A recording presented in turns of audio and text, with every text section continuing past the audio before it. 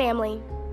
No matter how close or estranged its members might be, every person is part of one. Family means everything. Pretty much everyone in this town is somehow related.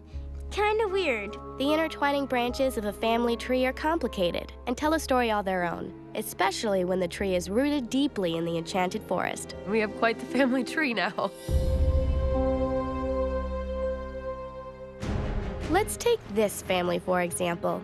The Charmings. Since they always seem to find each other no matter what world they're in, the roots and branches of their tree weave together to form a convoluted family fairy tale you'd need a leather-bound book to keep track of. Grandpa? I suppose so. Prince Charming, also known as Prince James, who was not really a prince, nor is his name really James, took the place of his twin brother. James, who is, no longer with us. And we never met his father, but his stepfather, of course, was King George. See, King George had made a deal with the boy's struggling mother to let her keep her land in exchange for one of her newborn twins. Luckily for the king, the original James was still under warranty when he met his untimely end. So Rumpelstiltskin had Charming step into his brother's place. In what must have been a shocking turn of events for all, Charming successfully slayed a dragon, saved Midas's kingdom, and won the hand of his daughter Abigail, who was really in love with this guy, who was cursed to be the perfect trophy husband. It all worked out though, since Charming was just not that into Abigail. It was a chance encounter with a thief who happened to be Snow White, who happened to be a princess, but like a real princess, that set Charming on his path toward happily ever after. I'm not sure Ancestry.com could figure out this family tree. Snow White was born on a cold winter's day. Snow's parents are Eva and Leopold. The books will say Queen Ava was a pinnacle of virtue her entire life, but books are for nerds, and Ava had a history with Cora. Cora's my stepmother's mother, so she's my step-grandmother. And she was the lover of my grandson's grandfather on the other side. As the miller's daughter, Cora learned to spin straw into gold, after some sexy instruction from Rumpelstiltskin, of course. Let's keep going. What followed years later was Ava's untimely and not at all mysterious death. Cora poisoned her with magic, which is kind of impossible because magic isn't a poison. Cora then played matchmaker for her own daughter, Regina, and the bereaved King Leopold. Never mind that Regina was already in love with the smoldering stable boy, Daniel. On a tip from Snow, Cora crushed the two lovers' hearts. One figuratively, the other literally. Ew. Leaving Regina to marry Leopold and become stepmother to the little brat that tattled on her plan to elope. Are you mad? These events started a complicated family feud that would last a really, really long time. This family tree is one that definitely needs to be drawn out so we can all just keep track of everything. So fast forward a few years and the Charmings gave birth to Emma. Oh my God, never. Rumpelstiltskin prophesized Emma to be the badass savior who would break a terrible curse that was about to be cast upon the land by the evil queen, who we will remember as Regina. So Emma and, because Geppetto was a concerned parent, Pinocchio were sent through a magic portal, tree, that safely whisked them away to a world with no magic and no happy endings. You know, our world. My character is still struggling with the fact that she didn't get to raise her own daughter. After some miserable years in the foster system, Emma met Neil, a roguishly handsome thief for whom she fell head over heels before he unceremoniously split.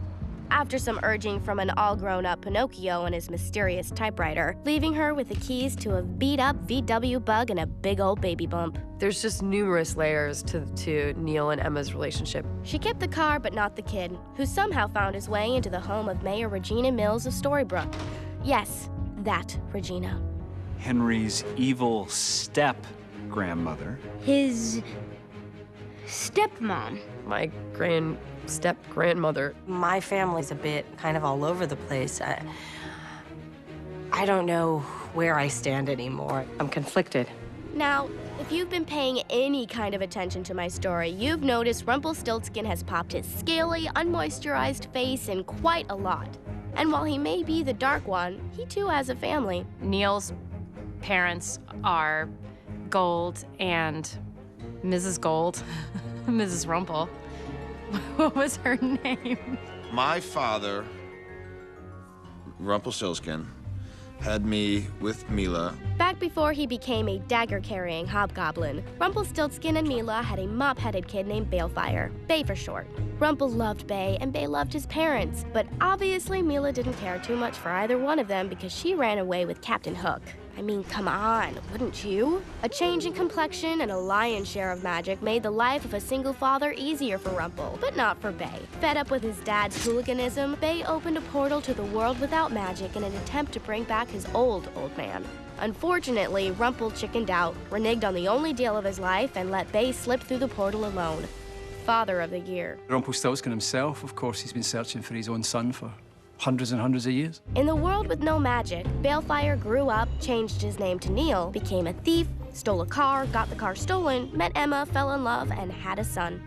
Rumple is Bay's father, Bay stroke Neil, who was Emma's lover, the product of that being Henry, which makes him then Gold's grandson. Buckle up, big finish. Let's untangle Henry's family tree. Henry's parents are Neil and Emma. The Evil Queen is both Henry's adoptive mother and his step-great-grandmother. His grandparents are Snow White, Prince Charming, Rumpelstiltskin, Mila, and because Mila married Captain Hook, Hook is his step-grandfather too. Cora is Henry's adoptive grandmother, as well as his step-great-great-grandmother.